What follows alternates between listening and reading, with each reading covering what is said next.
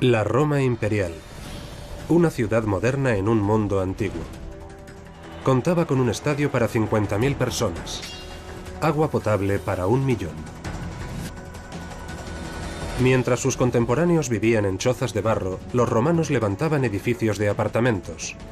Y el Panteón, la cúpula perfecta. Todo sin la sofisticada tecnología actual.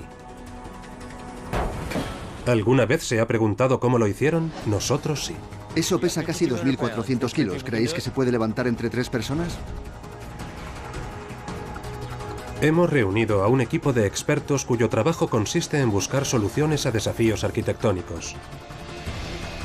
Van a imaginar, recrear y entender cómo los antiguos romanos construyeron lo imposible. Construir lo imposible. Roma, segunda parte. Esta no es labor para arqueólogos convencionales. Nuestro equipo se pondrá en la piel de los hombres que construyeron Roma. Steve Burrows es un ingeniero estructural de renombre internacional. Él está detrás de algunos de los grandes monumentos contemporáneos, como la obra central de los Juegos Olímpicos de Pekín. Al igual que el Nido de Pájaro es un icono de los Juegos Olímpicos de Pekín, este estadio era un icono de Roma. Y lo que quiero hacer es meterme bajo su piel.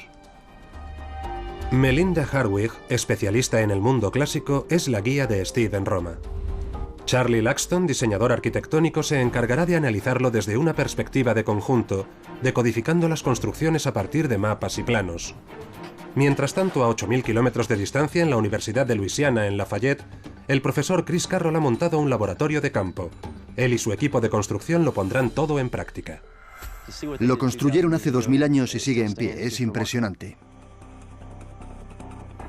Las termas de Caracalla son una de las edificaciones más grandes y complejas de la ciudad de Roma. Cubrían una superficie de unos 100.000 metros cuadrados y podían ser utilizadas por unas 10.000 personas a la vez. Formaban parte de la cultura de Roma. Hay que pensar que las termas eran una especie de spa donde la gente quedaba, se veía, hacía negocios.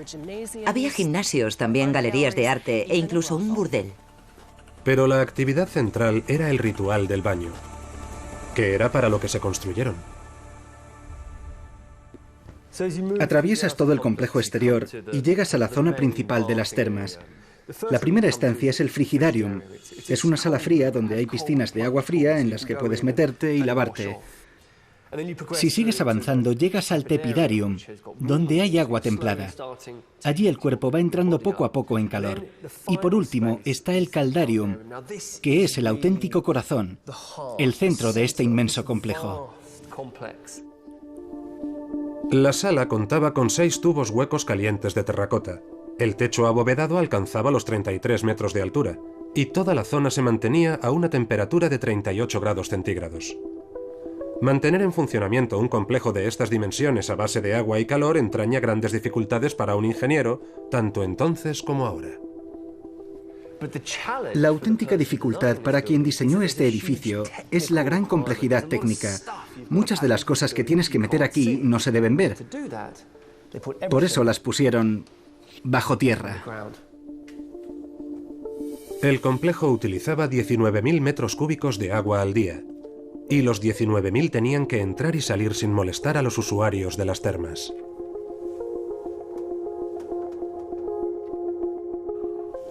Justo encima de nosotros está el suelo de los baños. Y bajo mis pies se encuentra el sistema de drenaje, que es un nivel adicional de túneles que transportaban las aguas residuales de los baños. De hecho, lo que se ve aquí en los muros, estos huecos en los ladrillos, servían para dar acceso a los túneles al personal de mantenimiento.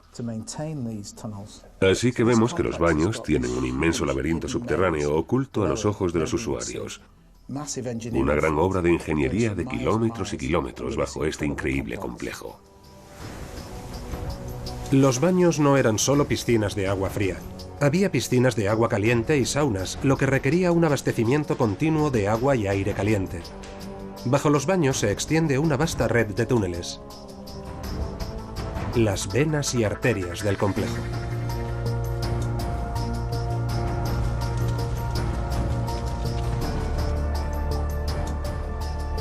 abastecidas con el sudor y la sangre de cientos de esclavos. Esto es un buen ejemplo de uno de los hornos. La fuente de energía era madera, probablemente unas 10 toneladas diarias. Cuando estábamos arriba lo he llamado sala de máquinas, pero es mucho más. Es un complejo sistema de ingeniería situado bajo las termas de Caracalla.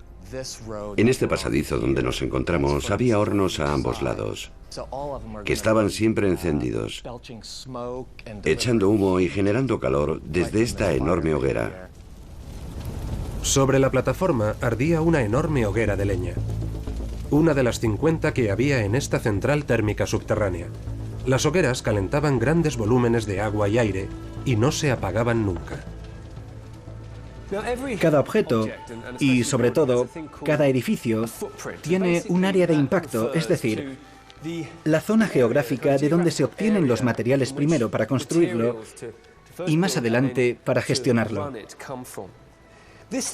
Las termas utilizaban 10 toneladas de leña al día, es decir, 3.650 toneladas de leña al año. Para un suministro tan elevado, necesitaba una red de distribución que cubría todo el imperio. Desde todos estos lejanos lugares se mandaban los materiales hasta aquí, a Roma. Y a mí lo que me resulta especialmente increíble es que esa red y el flujo continuo de materiales funcionó de manera ininterrumpida durante 400 años. Supongo que es un poco como la cadena de montaje en una fábrica de coches.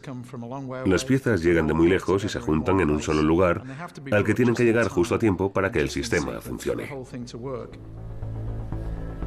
Todas las decisiones de los ingenieros respondían a este ambicioso plan casi militar. Las construyeron en 6 años. Solo construir la zona subterránea les llevó 3 años. Pero la construyeron con ladrillo, no tuvieron que tallar la piedra. Eso les permitió utilizar mano de obra no cualificada, un número altísimo de trabajadores, miles de albañiles, y construir sin verse en la necesidad de izar pesados bloques de piedra. Y esa es otra de las maravillas de Roma, organizar toda esa mano de obra para traer la gran cantidad de material que necesitaban. En la construcción de esta sala de máquinas utilizaron varios millones de ladrillos. Las altas temperaturas aquí generadas debían trasladarse 8 metros más arriba para calentar las termas. Pero el aire caliente estaba cargado de suciedad y hollín. El problema era, pues, transferir el calor limpio, sin suciedad. Esto es un hipocausto y funciona de la siguiente manera. Este espacio sobre el suelo es la zona que se calienta. El aire pasa bajo el suelo y transmite el calor a través de esta losa de hormigón de gran grosor. El motivo de este grosor es que tenga una alta masa térmica, lo que significa que tarda un rato en calentarse, pero una vez caliente retiene el calor durante mucho tiempo. Un hipocausto es un sistema de calefacción por suelo. El aire caliente del horno se difunde y llena todo el espacio del subsuelo. La losa de hormigón se calienta e irradia el calor hacia el espacio superior. Y los romanos encontraron otra forma de utilizar este aire caliente. Una vez que el aire ha pasado bajo el suelo, asciende por dentro de las paredes y por fin sale por las chimeneas del tejado. Para ello pasa por las tuberías de terracota que hay por dentro de las paredes, que actúan como radiadores y calientan el interior de esta zona. Así se consigue que todo el aire procedente de los hornos se utilice para calentar estos espacios sin que nadie tenga que estar en contacto con él. El aire caliente sale del hipocausto a través de tuberías de terracota dentro de la pared. Las tuberías recorren todo el edificio. Se aprovecha cualquier oportunidad para utilizar y mantener el calor. No se desperdicia nada. En el cielo de Roma, las termas de Caracalla debían parecer casi una fábrica moderna, alzándose sobre los árboles y echando humo por las chimeneas. Este edificio tiene algo muy especial, y es que se construyó con una finalidad muy concreta. Tenía que salir bien a la primera porque no habría una segunda oportunidad. Tenía que funcionar el primer día y seguir haciéndolo día tras día. Lo increíble de estos espacios es lo difíciles que son de adaptar y cambiar. 26.000 metros cúbicos de hormigón y 10 millones de ladrillos. Bosques enteros para abastecerlas de combustible. Estas termas funcionaban a escala industrial para llevar a la plebe un servicio de auténtico lujo. Por un lado, se puede ver como una respuesta muy elaborada, pero sencilla, al problema de la higiene. Cómo mantener a mucha gente limpia e higiénica. Pero lo cierto es que tras las termas subyace una importante idea política, porque lo que están diciendo a la gente es: tú eres uno de los elegidos de los dioses. Cualquiera que fuera ciudadano romano podía permitirse usar las termas, un lugar donde se reforzaba la idea de lo que significaba ser romano, de lo afortunado que eras por formar parte del gran experimento que era Roma. Caracalla no construyó las termas solo por puro altruismo, sino como prueba del poder imperial y también como una forma de tener contenta a la plebe. Como romano, piensa en todo lo que tenías a tu disposición. Agua potable, unas termas magníficas donde podías ir cuando quisieras y también espectáculos por todo lo alto. Para un romano de los siglos I, II y III de nuestra era, no estaba nada mal. No es de extrañar que la gente emigrara en masa a Roma, pero no todos podían vivir en un palacio. Con problemas de espacio, había que encontrar vivienda para los miles de personas que llegaban a la ciudad cada año. Los antiguos barrios residenciales de Roma están ahora enterrados bajo el asfalto. Pero vamos a descubrir cómo los ingenieros romanos convirtieron esta ciudad en una metrópoli de edificios de apartamentos. Donde antaño se alzaba la antigua ciudad de Roma, se levanta ahora la Roma moderna. Los grandes monumentos han sobrevivido, pero las zonas residenciales y comerciales se han perdido para siempre bajo el asfalto. Pero todavía se puede ver cómo vivían los ciudadanos menos acomodados si nos dirigimos hacia el oeste, a la desembocadura del río Tíber. Todo el mundo conoce Pompeya, pero no muy lejos de Roma hay otra ciudad que ha quedado prácticamente intacta. Es la ciudad de Ostia. Era la ciudad puerto de Roma, y si nos fijamos en esta imagen por satélite, se entiende por qué se construyó aquí. En el apogeo del Imperio Romano, la línea de la costa estaba aquí, así que la ciudad se levantó justo en la desembocadura del Tíber. Y cada semana barcos transportaban río arriba hasta Roma, entre otras cosas, 5.000 toneladas de cereales. Para mover tal cantidad de mercancía se necesitaba muchísima gente. Y por eso construyeron una ciudad. Ostia significa literalmente desembocadura, y esta es la desembocadura del Tíber. Aquí es donde entonces desembocaba el Tíber en el Mediterráneo. Lo que la hace especial es que se trata de una ciudad de clase trabajadora. ¿Cuál fue el máximo número de habitantes que llegó a tener? Probablemente unos 50.000. Son las cifras que se manejan para la época que va desde el siglo I a.C. al III de nuestra era. Y la razón de su buen estado de conservación es que rápidamente entró en decadencia. El puerto se encenagó, había problemas de malaria y sus habitantes la abandonaron. Ahora nos da una idea bastante aproximada de cómo debió de ser Roma durante la época imperial. A Ostia se la tragó el río Tíber. Nadie pudo saquear sus piedras. Nadie pudo construir encima. Aquí Steve puede ver con toda exactitud cómo trabajaban y aprendían los hombres que construyeron Roma. Cuando miras a estas paredes, lo que en realidad ves son los experimentos de los albañiles con la estructura. En este, por ejemplo, se ve que cuando lo construyeron se dieron cuenta de que el empuje de este arco bastante plano es enorme, y para remediarlo añadieron más estructura aquí, para soportar ese empuje, y más estructura aquí como soporte de la carga vertical. Lo que vemos aquí son pruebas. Los albañiles prueban nuevas técnicas y si estas fallan a pequeña escala y tienen un derrumbamiento, bueno, es un problema pero relativamente pequeño. Sin embargo, en las grandes construcciones de Roma tenía que salirles bien a la primera, no había margen de error. Creo que podemos decir que esto es una escuela de albañiles donde aprendían el oficio. Mientras él hace eso, nosotros podemos empezar a nivelar estos, ponerlos en pie y demás. Empezaremos con eso. En Luisiana, el profesor Chris Carroll se ocupa de formar a los ingenieros del futuro. Algún día sus alumnos construirán las autopistas, puentes y ciudades de Estados Unidos, pero hoy su objetivo es construir la antigua Roma. Todo empieza a verse más claro y ahora lo van entendiendo mejor. Es la primera vez que la mayoría de ellos hacen algo así. Me parece importante que los estudiantes lo vean cómo progresa el proyecto, qué cuestiones deben plantearse y qué decisiones hay que tomar sobre la marcha. Eso no lo van a aprender en clase. Significa que tienen la oportunidad de cometer errores importantes.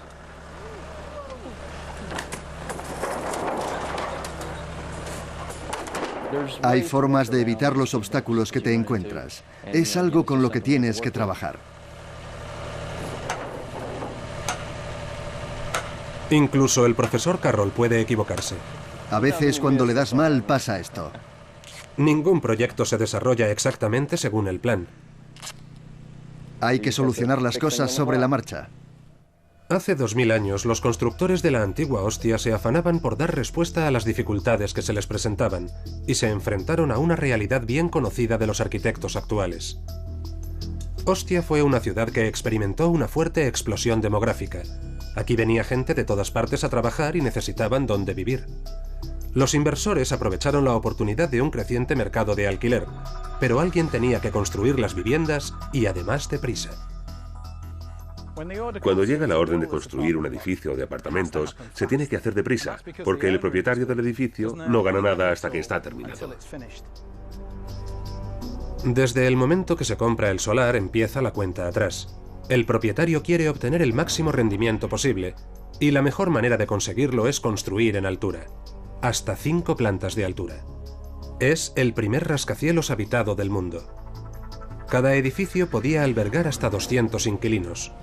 Al estudiar el trabajo de albañilería, Steve ve cómo pensaba quien lo construyó. Lo más importante de los edificios de apartamentos era alojar rápidamente a la gente. Y lo que vemos es prácticamente un tipo de construcción prefabricada. Creo que aquí están los orígenes de la construcción modular, algo que en la actualidad se da con mucha frecuencia. La construcción contemporánea tiene presupuestos ajustados y fechas de entrega más ajustadas aún. A menudo se trabaja con piezas estándar. Formas, diseños, molduras, accesorios, etc., que se ensamblan como los muebles que se venden en kits de montaje. En Ostia los ingenieros tuvieron la misma idea. Los albañiles que construyeron estas paredes externas repetían la misma construcción día tras día. Usaron muchos detalles estándar, como la curva de los arcos y la colocación de los ladrillos. Pero también introdujeron detalles arquitectónicos estándar, como la línea que marca el nivel del suelo, una pieza de soporte adicional que remarca la esquina del edificio y también la de la calle. Todo esto son indicios de que los albañiles, a pesar de que realizaban un tipo de construcción estándar, tenían inquietudes profesionales. Mire donde mire, Steve ve cómo trabajaban los antiguos ingenieros. Cada edificio cuenta una historia. Y todos en conjunto narran la crónica de una civilización de ingenieros. Cuando paseo por Ostia, todo me resulta vagamente familiar. Tienes la sensación de que es una ciudad moderna. Incluso puedes imaginar la calle principal donde estaban las tiendas a ambos lados y la gente que vivía encima. Había bares y lugares donde la gente iba a comer. Esa sensación de ciudad moderna se debe a que todo está muy pensado. Todo se planificó de principio a fin, por lo que hay muchos elementos que te recuerdan a lo que ves en una ciudad moderna. Porque es una ciudad moderna. Todas las ciudades modernas están en deuda con la arquitectura romana. Y no solo por el diseño, también por los materiales que utilizaron los romanos y que seguimos usando en la actualidad. Porque los romanos inventaron el hormigón y con él la capacidad de construir formas arquitectónicas que hasta entonces habían sido imposibles.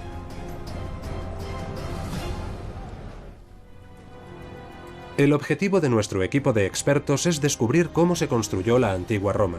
Charlie Luxton descifra los edificios a partir de sus planos. Steve Barrows, ingeniero de estructuras, los estudia sobre el terreno acompañado de la especialista Melinda Hardwig.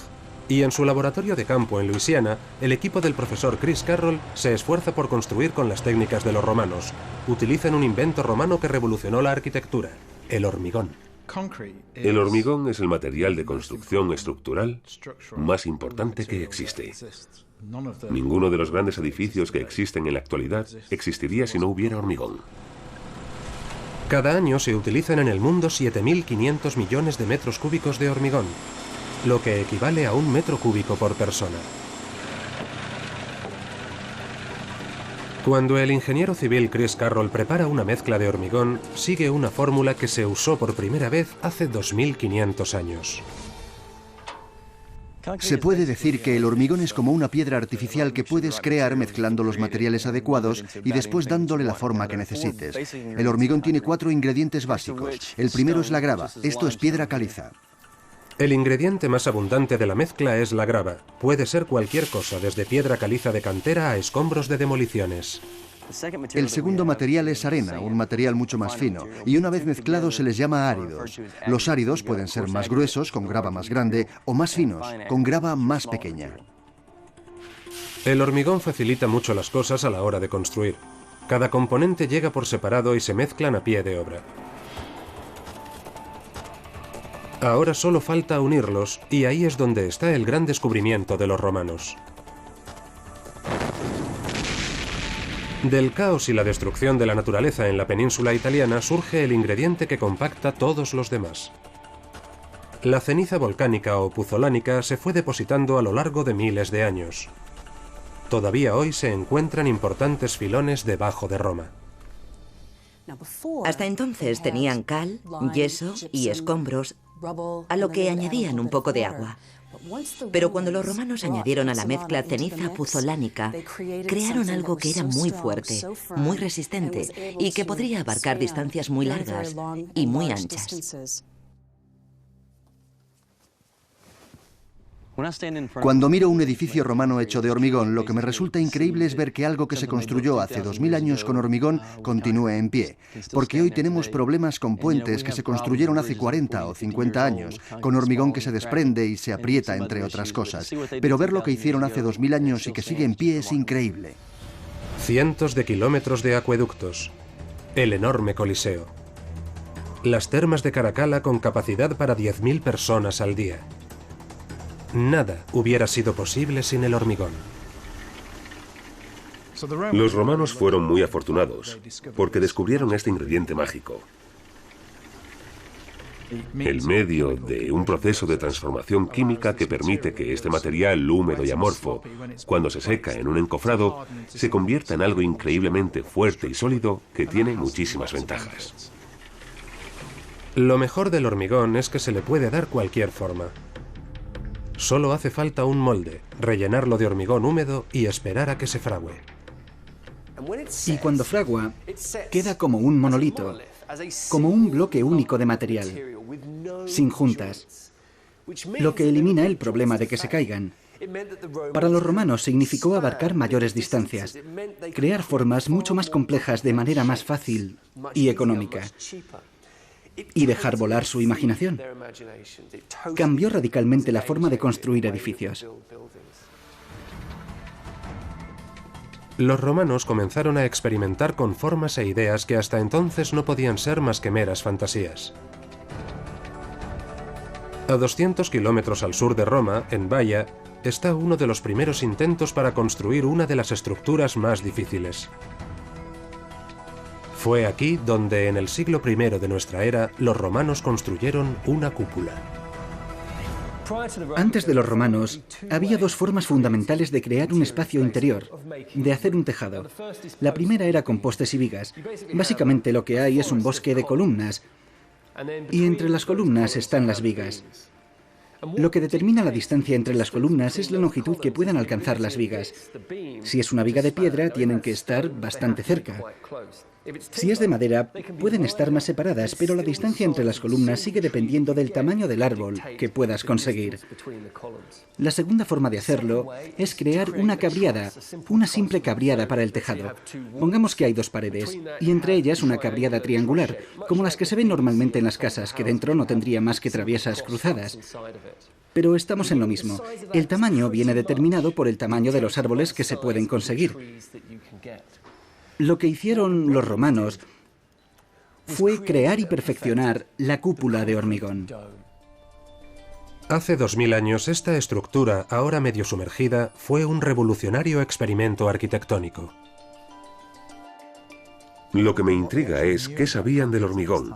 ¿Cuánto tiempo llevaban trabajando con hormigón? Cuando construyeron esto, un par de siglos. Era una técnica que ya habían probado con buenos resultados, pero lo audaz en este caso son las dimensiones de la estancia que quieren cubrir. En las grandes estructuras de hormigón, cuando el hormigón se seca se encoge, con lo que hay contracción por fragua y grietas. Pero aquí, en esta estructura, no se ven indicios de grietas. No hay grietas, ¿verdad? Ni una sola grieta radial. Eso demuestra que conocían el hormigón a la perfección y podían utilizarlo para obtener cualquier tipo de forma. Pero construir una cúpula, y quizá esta sea la primera cúpula de hormigón del mundo, representa un nuevo desafío. Este tipo de hormigón no es como el nuestro, no se vierte. En realidad es como construir una pared, solo que ésta se va curvando a medida que sube. O sea que en realidad es como enyesado, como un revocado de hormigón. Sí, y de hecho se da con una paleta. Es increíble imaginar la seguridad que tenían en lo que hacían, ya que tuvieron que poner hormigón encima de una estructura de apoyo de madera. La única forma de construirla tuvo que ser con un bosque de andamios y una cubierta de encofrados de madera. Y después, centímetro a centímetro, colocar a mano y dejar secar el 1.700.000 toneladas de hormigón. Al final llegaba el momento de la verdad. Cuando construyes una estructura como esta utilizando soportes temporales, al final, cuando retiras los soportes, es un momento muy emocionante, ya que tiene que mantenerse en pie. Y si hay algún fallo, se derrumbará. En Baia, cuando quitaron los soportes y la cúpula no se desplomó, los romanos lograron un avance revolucionario: crear un amplio espacio cubierto sin pilares ni columnas.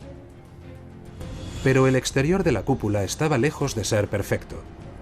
Buena parte de la estructura está bajo tierra porque los ingenieros utilizaron la ladera de la colina como soporte. La cúpula no estaba mal para ser un prototipo, pero los romanos querían algo mucho mejor. Si eran capaces de construir una cúpula que se mantuviera de forma independiente, podrían cerrar cualquier espacio abierto, y las posibilidades serían infinitas. Las ciudades evolucionan. La economía, la moda y sobre todo la tecnología cambian las técnicas de construcción. Hace 2500 años, los romanos inventaron el hormigón, provocando toda una revolución. El hormigón permitió a los ingenieros experimentar con ideas, pesos y formas, y tras generaciones de experimentos, la estructura más difícil de todas, la cúpula. ¿Por qué es tan difícil construir una cúpula? En Luisiana, Chris Carroll y su equipo pronto lo averiguarán. Van a construir su versión del elemento arquitectónico más complejo y perfecto jamás realizado por los romanos, el Panteón. El tiempo está mejorando mucho. Las últimas 2 semanas ha sido bastante malo. Estaba todo totalmente encharcado, pero ahora tenemos 5 días de buen tiempo, así que estamos encantados. Hemos empezado el Panteón y vamos a colocar el encofrado de la pared interior. Ninguna cúpula se mantiene en pie sin una pared de apoyo. Ese es el punto de partida. Mide un radio de 1,20 m desde el centro del círculo. Probablemente lo más difícil y complejo a la hora de construir sea el Panteón.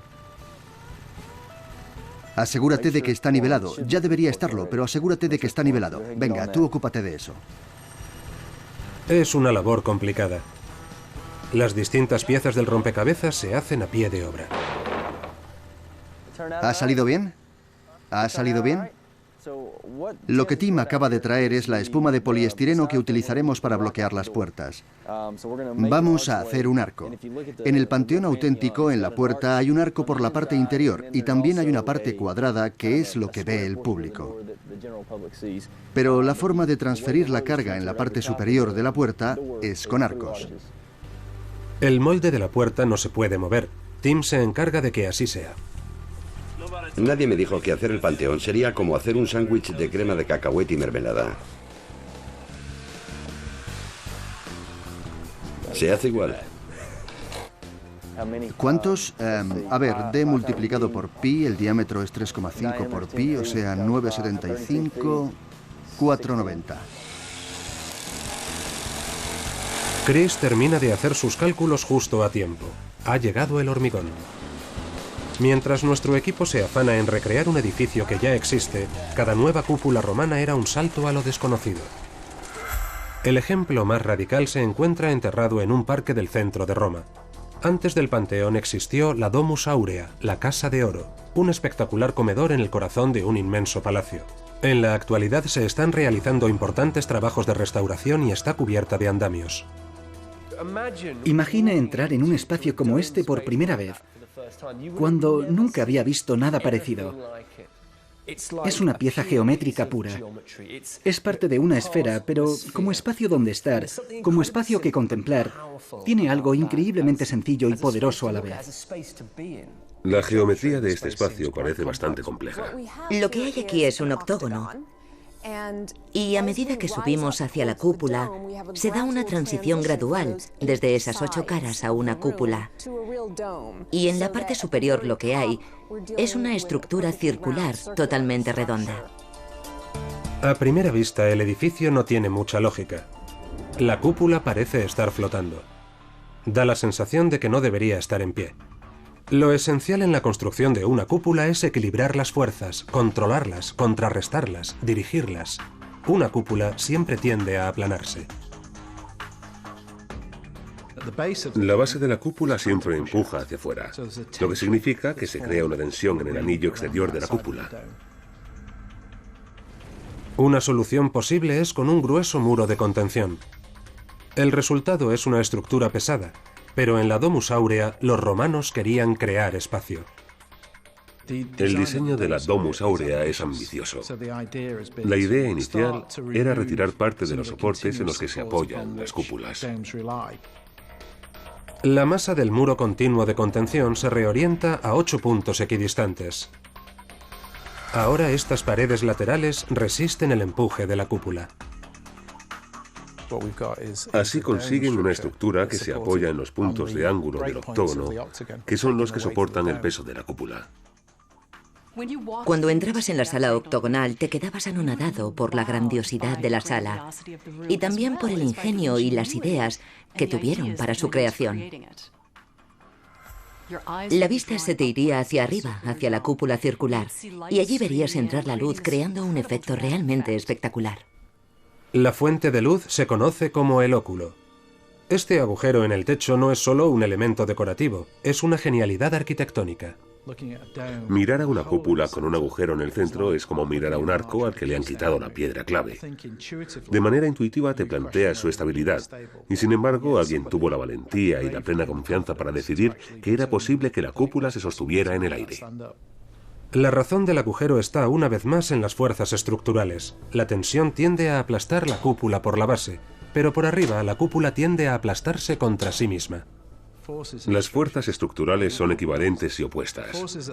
Las fuerzas en la parte superior de la cúpula son compresivas, lo que significa que presionan hacia adentro. Y la cúpula, de hecho, el hormigón, tiende a aplastarse por arriba. Si no se derrumba es porque los romanos integraron en la cúpula un anillo de compresión. Se trata de una superficie de 360 grados que recoge el empuje de las fuerzas de compresión. El resultado es que la cúpula se soporta a sí misma. En la Domus Aurea el anillo de compresión está a 9 metros de altura, y los andamios temporales permiten a Steve verla de cerca.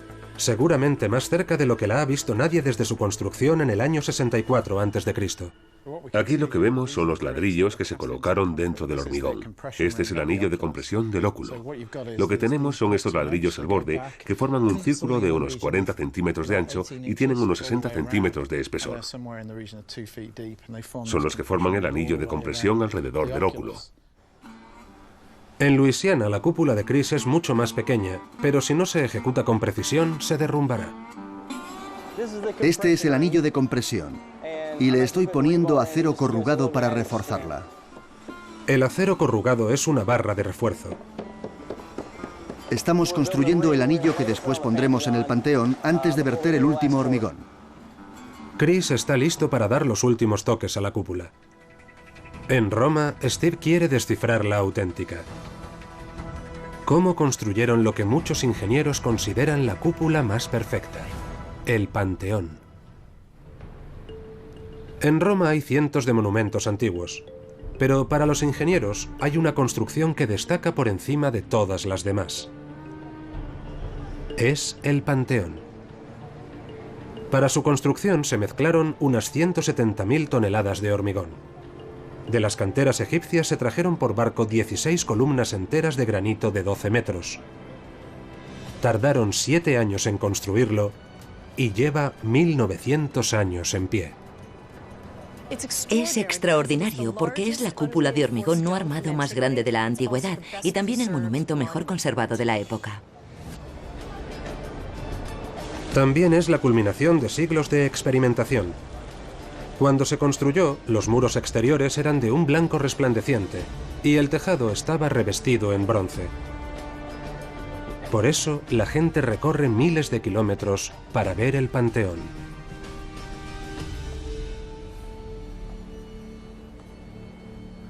Mira las dimensiones de la cúpula. El interior tiene la misma altura que la Estatua de la Libertad, 43 metros desde el suelo a la punta de la cúpula.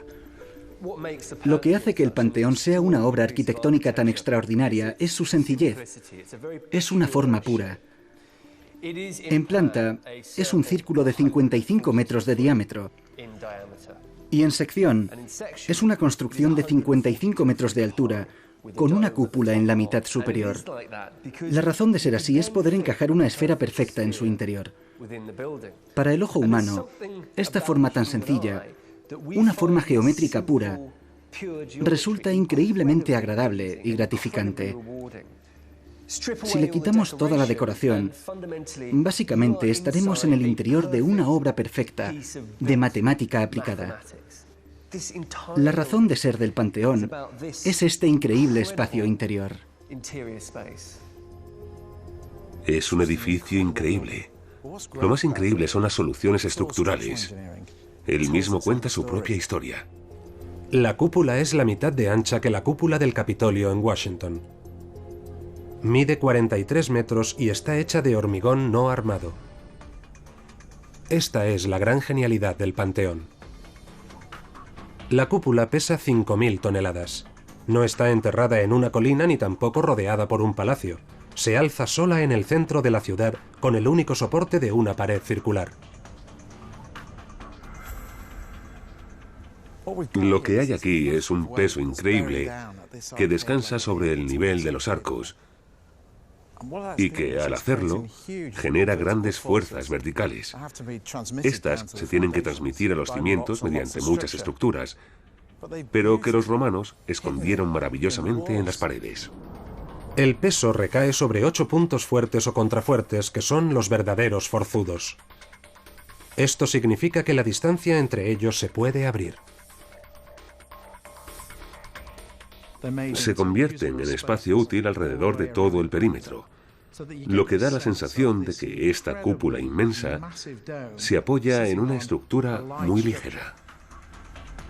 Es una decisión valiente, retirar todas las partes de la estructura que no son necesarias. Pero solo se puede hacer porque los ingenieros estaban seguros de que el peso no recaía sobre las paredes y estaba canalizado hacia los puntos fuertes. Un experto puede ver cómo se hizo.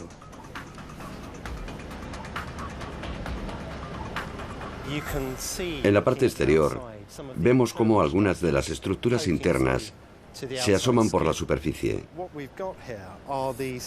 Estos son enormes arcos de descarga de 15 o 20 metros. Esta estructura es mucho más fuerte que una pared de ladrillos normal. Los arcos están construidos dentro de la pared. Si no existieran, si no recorrieran todo el tambor sobre el que se asienta la cúpula, ésta se habría derrumbado. La función de estos arcos de descarga es transmitir las enormes fuerzas de compresión de esta gigantesca estructura hacia abajo, a esos contrafuertes, y proteger las zonas más débiles de la estructura en la parte inferior. Que el Panteón parezca sencillo se debe a la gran complejidad de su diseño. Fue construido por hombres con recursos ilimitados que conocían bien este tipo de edificación.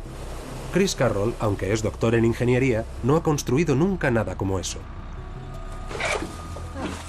Esto es con diferencia lo más complejo que he construido nunca. Además, con el Panteón tienes que tener en cuenta muchos aspectos diferentes. Nosotros lo hemos hecho solo con el encofrado. Así hemos creado la forma del arco. Los carpinteros de Chris han hecho un molde de madera para contener el hormigón. Las paredes del Panteón tienen 30 metros de altura. Pero aquí el plan es colocar la cúpula a 1 metro del suelo. Tiene buena pinta. Chris ha simplificado el diseño. Aquí no hay contrafuertes, solo un grueso muro continuo. Dale, Henry. Dale así y harás más palanca. La técnica utilizada por los romanos consistía en construir dos superficies de ladrillo y a medida que avanzaban rellenarlas de hormigón. Una pared de estas dimensiones no presenta dificultades, pero la cúpula sí. Una cúpula es básicamente un arco tridimensional y todo ello tiende a comprimirse en la parte superior. Esta cúpula necesitará el soporte de una gran cantidad de madera. Durante su construcción, el interior del Panteón tuvo que ser un bosque de andamios. Lo cierto es que ningún ingeniero actual construiría una cúpula tan grande como la del Panteón sin utilizar reforzamientos de metal. Pero los romanos solo tenían hormigón, lo que sin duda aguzó su ingenio. El centro de la pared es de hormigón, pero los áridos cambian con la altura. Los áridos van siendo cada vez más finos en toda la cúpula. Además, la cúpula está hecha a capas como una tarta. El truco está en manipular la mezcla de hormigón. Cerca de la base se usa una piedra pesada, el travertino.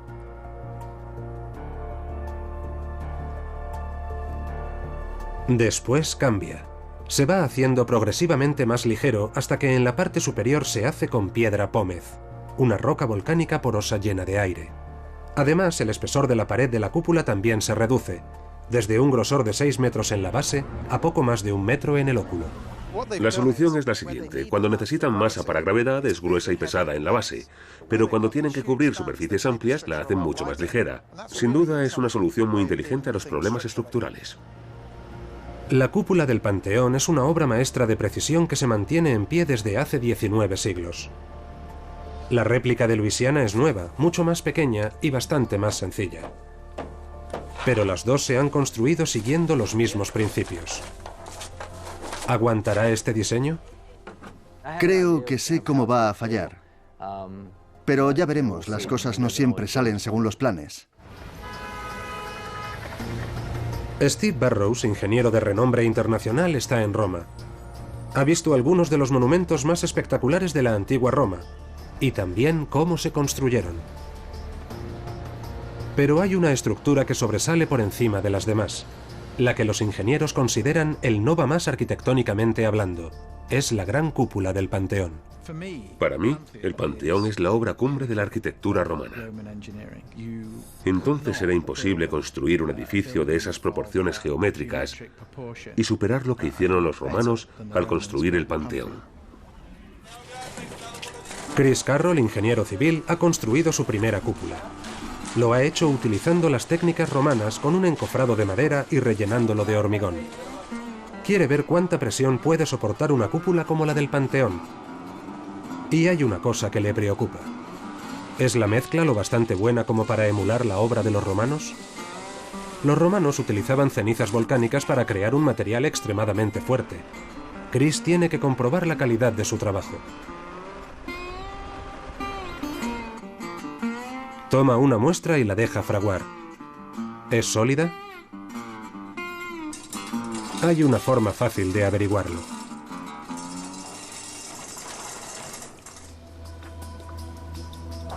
Esta trituradora puede ejercer una fuerza de 14 toneladas por centímetro cuadrado. La mejor manera de determinar la fuerza del hormigón es hacer una prueba. Chris quiere saber de qué está hecho el hormigón. Así que aplica cada vez más presión. Las muestras soportan fuerzas mucho más altas de las que él esperaba. Solo explotan al ser sometidas a un peso tremendo. Queda claro que si la estructura de Chris falla, no será por culpa de los materiales, lo que significa que puede comparar el comportamiento de su cúpula y la del Panteón.